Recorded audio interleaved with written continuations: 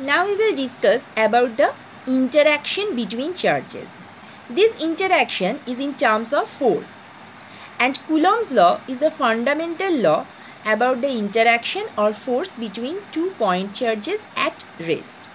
Now see the diagram for Coulomb's law. Q1 and Q2 are 2 point charges separated by a distance small r.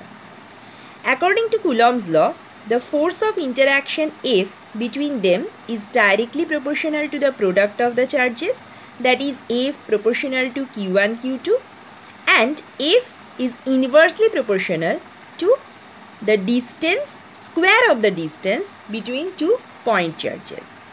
Therefore, by joint variation we will get that F proportional to Q1 Q2 by R square.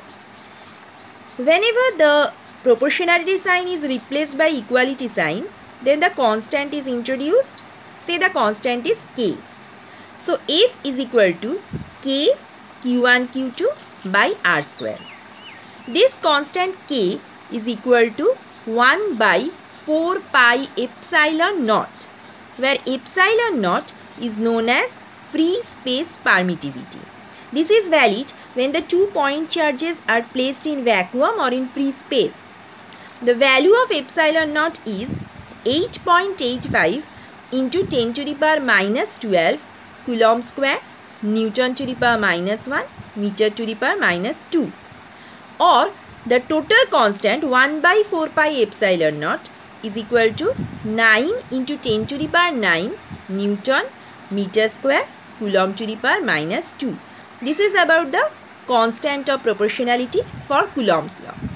When Q1 and Q2 are placed in any medium, then this equation becomes F medium is equal to 1 by 4 pi epsilon Q1 Q2 by R square, where epsilon is the permittivity of that medium where the 2 point charges Q1 and Q2 are placed.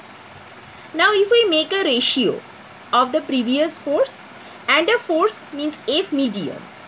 F is for vacuum and F medium is for any medium.